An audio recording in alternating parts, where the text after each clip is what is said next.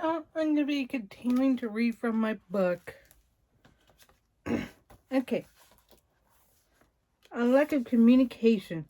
Telephones in 1900 were clumsy things and comparatively scarce.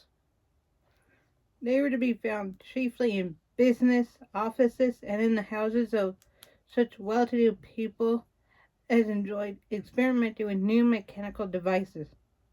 As for the instruments of mass communication, which in the years to come were to do so much to provide Americans of all classes and conditions with similar information, ideas, and interests, these two were almost wholly lacking.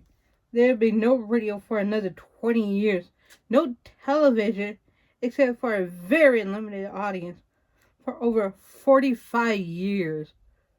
Crude motion pictures were occasionally to be seen at vaudeville theaters or at peep show parlors. But the first movie which told a story, The Great Train Robbery, was still 3 years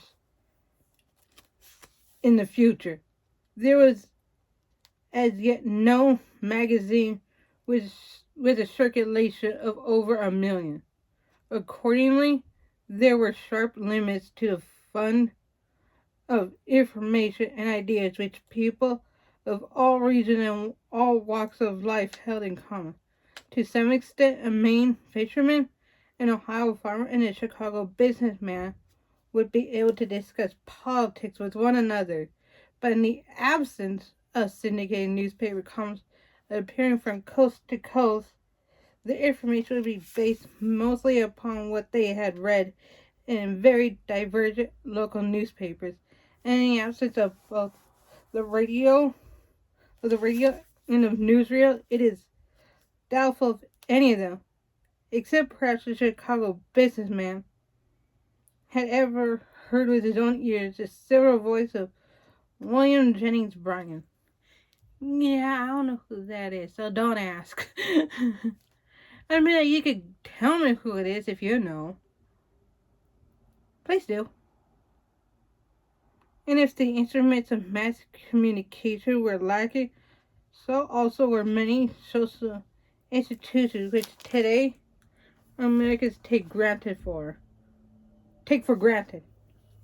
A nation of individualists accustomed to the idea that each person must fend for himself as an independent unit was moving into an age of interdependence, but was still slow to recognize the fact and slow to organize the institutions which such an age required.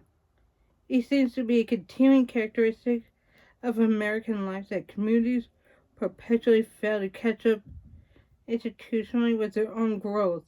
At any rate, it was glaringly true that the American town of 1900 had failed to adapt itself to the necessities of the arm-wrestling industrial age. Please rate, comment, and subscribe down below. And also, if you're on TikTok, please follow me and like my videos. Bye!